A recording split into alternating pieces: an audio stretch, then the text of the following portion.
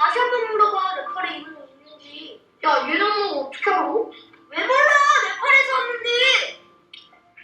그래? 어쩔 수도 있지. 내가 가지고 거야. 여기가 문이잖아. 가? 에이.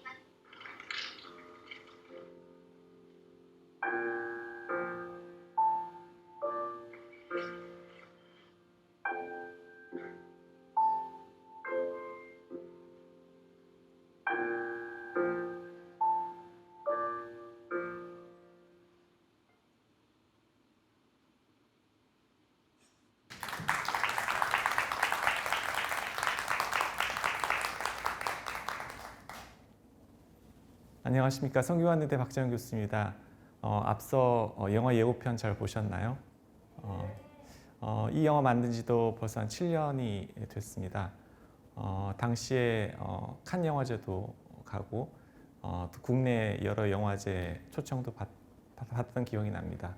여러분 그 유튜브에서 첫 만남 박재현으로 검색하시면 영화를 보실 수 있으실 겁니다.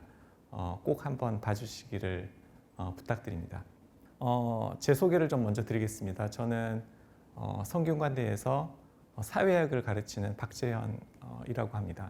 오늘 제가 여러분들 앞에서 세 가지 말씀드리고 싶습니다. 첫 번째는 제가 전공하는 사회의학에 대해서 소개를 좀 드리고요. 두 번째로는 앞서 보신 첫 만남이라는 영화를 어떻게 제작하게 됐는지 영화 감독으로서의 경험에 대해서 좀 말씀드리겠습니다. 마지막으로 세 번째는 지금 현재 제가 스타트업 대표를 하고 있습니다. 그래서 그 스타트업을 왜 만들게 되었는지에 대해서 강의를 드리겠습니다. 먼저 사회의학에 대해서 좀 말씀드리겠습니다. 여러분들 의학하면은 뭐 질병에 대해서 연구하고 치료에 대해서 연구하고 이런 것을 많이 생각을 하실 텐데요. 사회의학은 좀 다릅니다. 의학을 사회적인 관점에서 연구를 하는 것인데요. 여러분들이 아프면 병원에 가고 치료를 받는 것만 생각하지만은 사실은 가장 건강에 큰 영향을 미치는 것이 그림에서 보시듯이 술, 담배, 비만, 운동 부족, 식이 이런 것입니다. 그래서 이런 것들은 생활 습관이라고 볼 수 있고요. 사람이 생활 습관을 바꾸는 게 굉장히 힘들지 않습니까? 여러분들 담배가 몸에 해롭다는 것을 다 알잖아요. 하지만 끊기 힘들죠. 그리고 담배라는 것은 혼자 또 피는 것이 아니라 담배 피는 문화가 있고 군대 가서 담배를 피게 되고 그 담배값이 올라가면 담배를 끊게 되고 모든 것이 이제 제도와 문화와 관계가 있습니다. 운동도 마찬가지고요. 사람은 사회적 동물이기 때문에 혼자서 뭔가를 하기가 힘듭니다. 사람과의 관계, 문화, 제도 안에서 움직이기 때문에 그런 제도를 어떻게 하면 건강하게 바꿀 수 있을까 하는 것을 연구한 학문이 사회의학이라고 할 수 있겠습니다. 또 하나 볼까요? 다음 그래프는 연령 보정 사망률입니다. 영국에서 영국은 오래전부터 선진국이어서 생정 통계가 굉장히 옛날부터 잘 되어 있습니다. 그래서 1930년부터 90년대까지 연령 보정 사망률을 이렇게 그래프로 그려봤는데 보시다시피 낮은 사회계층은 사망률이 별로 떨어지지 않았고요. 높은 사회계층에서 사망률이 굉장히 빨리 떨어졌습니다. 그래서 그 격차가 굉장히 많이 벌어졌죠. 다음 그래프도 마찬가지입니다. 영국에서 40년대부터 90년대까지 흡연율, 남성 흡연율을 그래프로 그려봤습니다. 낮은 사회계층은 흡연율이 별로 떨어지지 않았죠. 높은 사회계층은 굉장히 많이 떨어졌습니다. 이런 현상은 전 세계적으로 공통되게 일어나고 있는 현상입니다. 우리나라의 학력 수준에 따른 자살 사망률, 남자의 자살 사망률을 보시면은 1995년 IMF 전에 비해서 IMF 후 2005년 10년 사이에 자살 사망률이 굉장히 많이 증가를 했고 그 격차, 학력 수준에 따른 격차가 커졌습니다. 여성도 마찬가지고요. 이렇게 보시듯이 사실은 부자이고 돈이 많은 사람은 자기의 건강에 대해서 챙길 시간도 있고 여유도 있고 하지만은 가난한 사람들은 건강 행태도 안 좋고 스트레스 많으니까 술, 담배 하게 되고 폭식하게 되고 질병이 있어도 질병을 치료받을 여유도 없고 돈도 없고 하다 보니까 이 격차가 굉장히 벌어지고 있습니다. 여러분 흑수저, 금수저 아시죠? 그런 똑같은 현상이 건강에도 일어나고 있습니다. 여러분 이 그림에서 보시듯이 건강의 주요 결정 요소는 굉장히 많습니다. 유전적 요인, 성연령도 있지만 아까 전에 제가 말씀드린 생활 양식, 생활 습관도 있고요. 그 위에는 그걸 둘러싸고 있는 여러 가지 지역사회 네트워크가 필요합니다. 운동을 하려면 밖에 나가서 운동할 수 있는 공원이 필요하고요. 그리고 그 회사에 가서도 운동할 수 있는 제도가 필요하고 여유를 줘야 되고 생활의 근로 조건도 마련돼야 되고 여러분들이 북한에서 태어났으면 지금과 같은 건강한 삶을 누릴 수 있겠습니까? 마찬가지로 국가의 사회 경제적 문화적 환경이 필요합니다. 그래서 이렇게 건강이란 것은 사회 제도 문화와 관련이 되어 있습니다. 그래서 사회의학은 어떻게 하면 우리 사회를 건강한 사회를 바꿀 수 있을까? 그래서 인간을 건강하게 할 수 있을까 하는 것을 연구한 학문이라고 볼 수 있겠습니다. 다음 그림과 같이 전 세계적인 건강 문제도 우리가 주시할 필요가 있습니다. 어떤 국가에서는 비만으로 죽고 어떤 국가에서는 먹을 게 없어서 굶어서 죽습니다. 이런 것들도 국제적인 정치, 경제, 문화와 관련이 되어 있습니다. 그게 Health in all policy입니다. 한글로 얘기를 하면은 모든 정책의 건강을 우선시하자 이런 내용입니다. 건강이란 것은 제가 앞서 말씀드렸듯이 헬스 제도 안에서만은 해결이 안 됩니다. 고용, 복지, 모든 제도에서 건강에 대한 것을 우선시하는 그런 것이 돼야지 건강에 대한 문제가 해결될 수 있다는 것입니다. 예를 들어서 자살, 노인 자살 굉장히 자살률이 높죠. 자살을 막으려면 어떻게 해야 되겠습니까?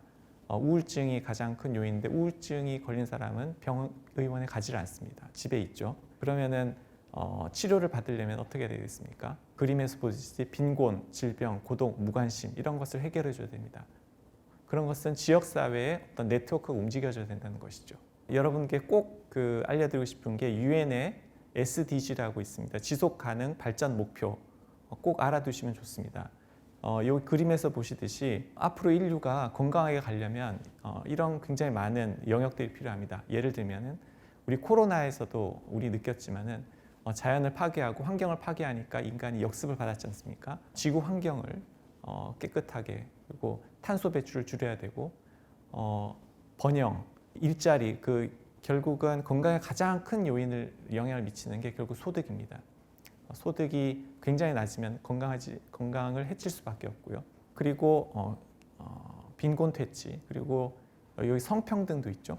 제3세계 국가에서 모자보건 사망이 굉장히 높은데 거기에 가장 큰 영향을 미치는 것이 결국은 여성의 아주 어린 나이에 원치 않은 임신입니다. 그 원치 않은 임신을 하게 하는 가장 큰 요인이 성폭력이고요. 그래서 성평등의 문제가 해결되지 않으면 이런 문제가 해결되지 않습니다. 그리고 여러분들 수인성 전염병이 가장 많이 발생하는 지역이 어딘지 아십니까? 난민촌입니다. 전쟁이 일어나면 난민촌이 생기죠. 거기에서는 듬성듬성 사람이 사는 것이 아니라 굉장히 수많은 사람들이 모여서 위생 환경이 안 좋은 데서 살게 됩니다. 그런 데서 한번 전염병이 터지면 순식간에 다 전염이 되게 되죠. 파트너십 같은 평화 이런 것들도 굉장히 중요합니다. 따라서 지금까지 이제 사회의학이 왜 필요하냐 이런 것에 대해서 좀 말씀드렸습니다. 제가 사회의학을 전공하고 학생들한테 가르치게 되면서 사회를 건강하게 바꿔야 된다라는 그런 생각을 많이 하게 됐는데 그러면서 제가 그 사회를 바꾸려면 결국 어떻게 해야 될까 하면서 사람도 사회에 영향을 받지만 결국 그 사회를 만드는 것도 사람이라고 생각했습니다. 사람의 마음을 바꿔서 건강한 사회를 만들자. 그리고 의과대학에서도 의료인문학이라는 학문이 있습니다. 그래서 전 세계적으로 이 학문을 많이 학생들한테 가르치고 있는데 저도 지금 의료인문학을 가르치고 있습니다. 그림에서 보시듯이 이 의사는 환자의 마음을 이해하려고 하는 의사인 것 같습니다.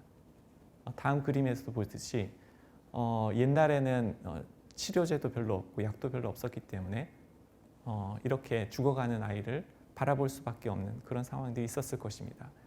이건 물론 현재도 일어나고 있죠. 많은 난치병이나 말기 암 환자들도 치료를 받아도 결국은 고통 속에 돌아가실 수밖에 없습니다.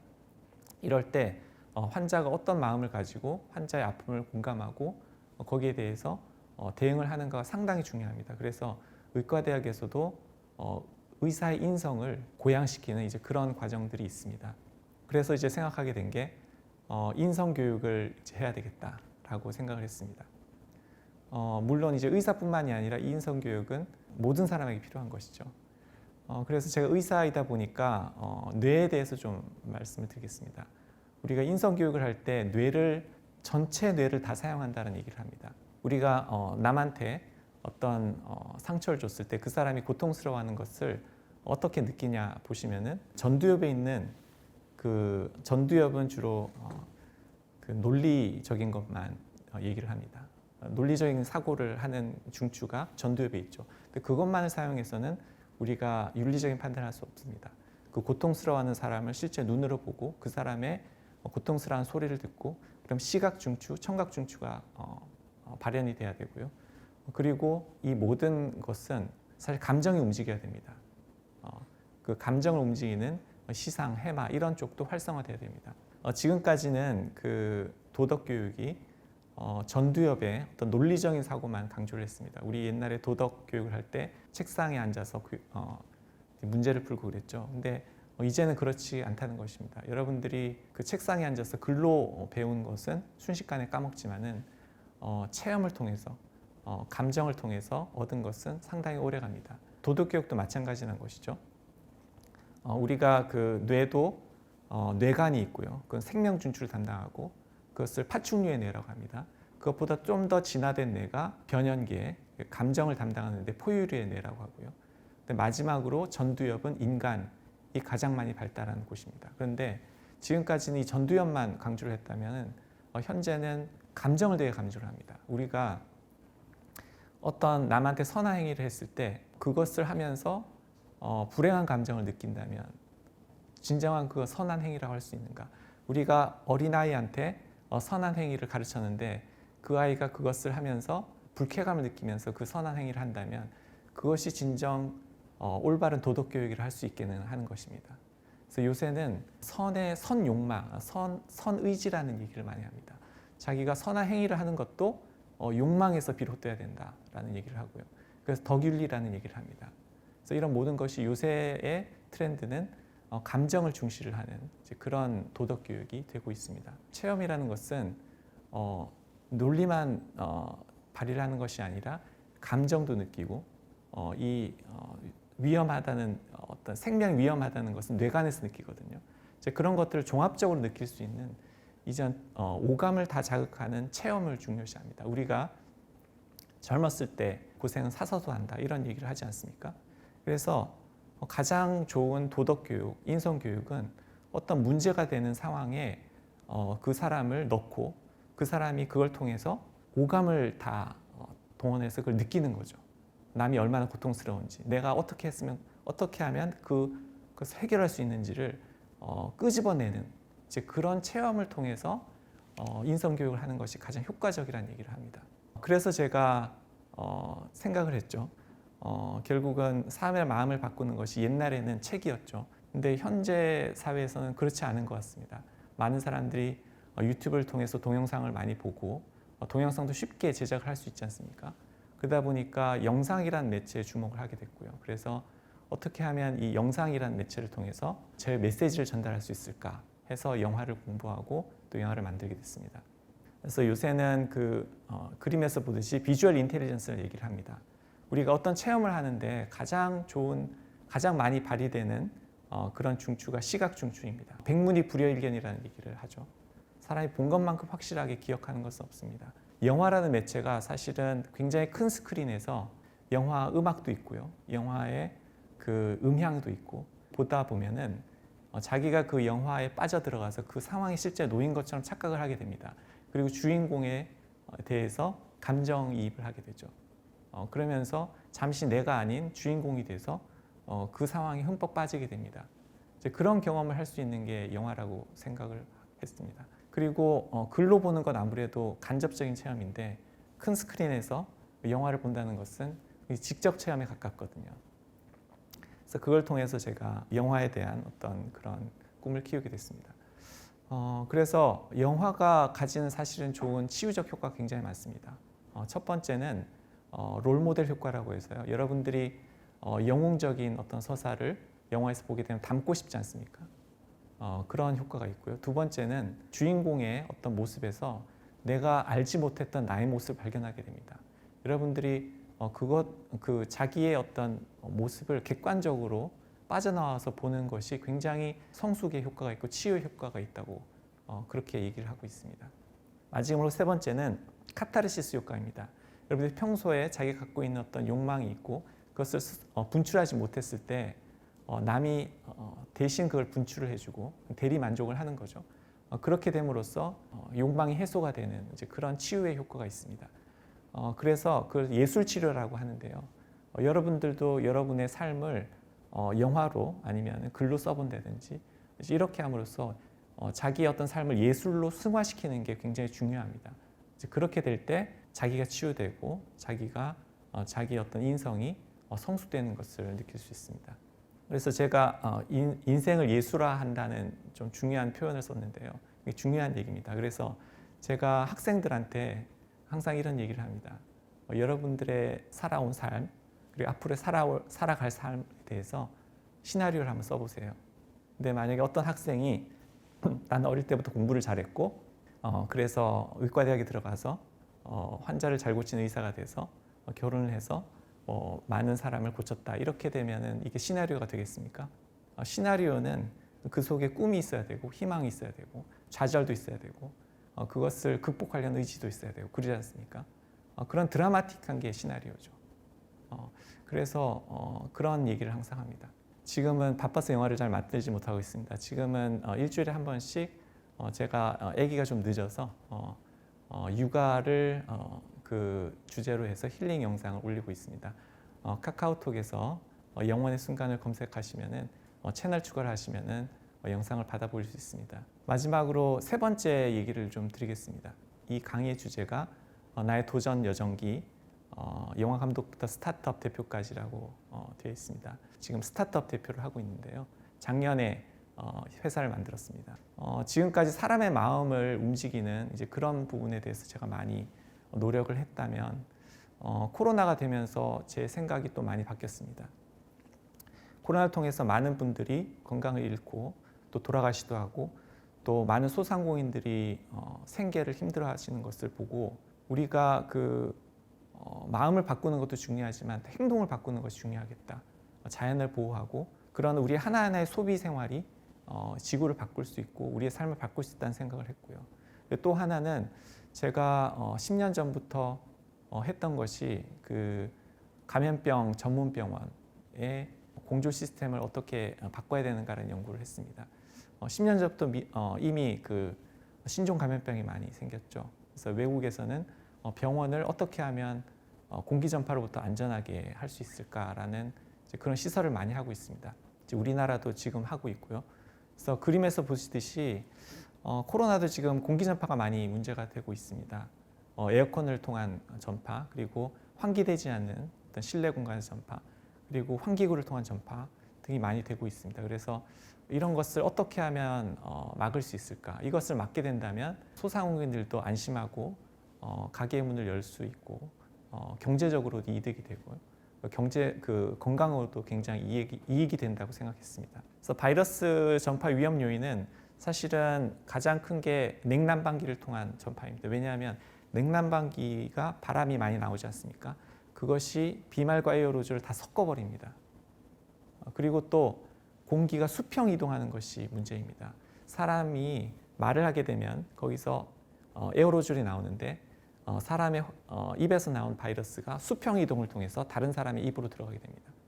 공기의 수평 이동이 위험합니다. 사실 가장 안전한 건 수평 이동의 반대 수직 이동입니다.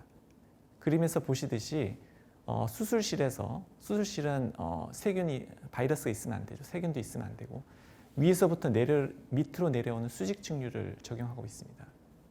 그래서 이러한 수직 증류를 우리가 사는 일반 시설에 적용하면 어떨까라는 그런 마음에서 시작을 하게 됐고요. 물론 굉장히 비싸죠. 그래서 일반 시설에서는 하기가 참 힘든데 이걸 어떻게 하면 경제적으로 해서 상용화할 수 있을까 이제 그런 연구를 지금 기술을 개발하고 있습니다. 그래서 그림에서 보시듯이 사람이 있는 곳에서 수직 측류를 적용을 하는 방법입니다. 현재 이제 제품명은 에어드롭스라고 정했고요. 다양한 좀 제품 디자인을 지금 하고 있는 상황입니다.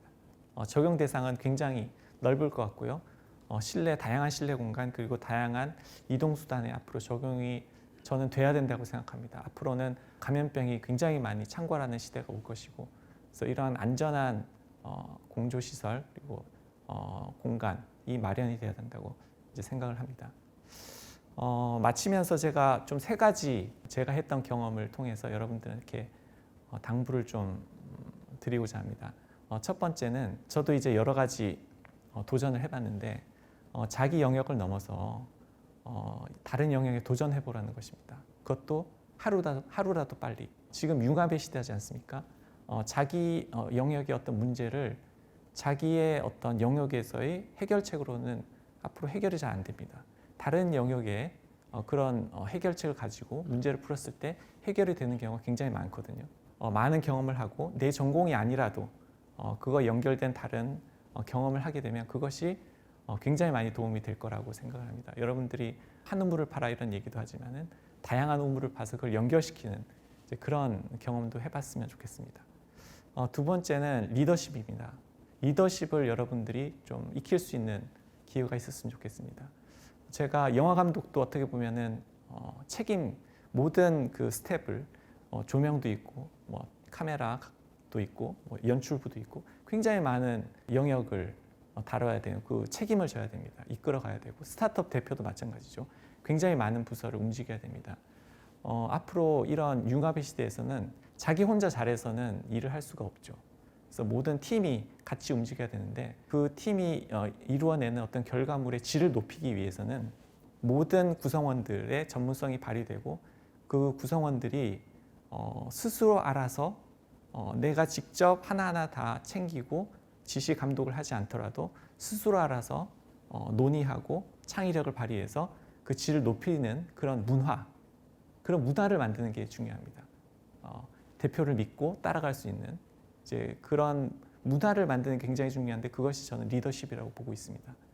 그래서 앞으로는 여러분들이 사회의 어떤 지도층이 됐을 때 그런 리더십을 갖추는 게 굉장히 중요하다라는 생각을 합니다. 그래서 그런 경험을 여러분들이 많이 할 수 있었으면 좋겠고요. 마지막으로 당신의 인생을 드라마로 만들어라는 얘기를 하고 싶습니다. 앞서 제가 얘기 드렸듯이 영화에서 영화 시나리오를 쓰는데 철칙이 있습니다. 반드시 주인공을 고생시켜라 라는 겁니다. 주인공이 뭐 편하게 살고 이런 거 아무 재미도 없죠. 주인공이 반드시 고생을 하고 그 고생을 할수록 관객은 그 영화에 빠져들게 됩니다. 여러분 인생도 마찬가지예요. 꿈과 희망이 있고 또 좌절을 하더라도 그 좌절을 영화의 하나의 장면으로 생각하고 그걸 과정으로 생각할 수도 있지 않습니까? 그렇게 여러분들의 인생을 설계를 하고 드라마틱하게 이렇게 만들어 가셨으면 좋겠습니다. 이상 저의 강의를 들어주셔서 감사합니다. 마치겠습니다.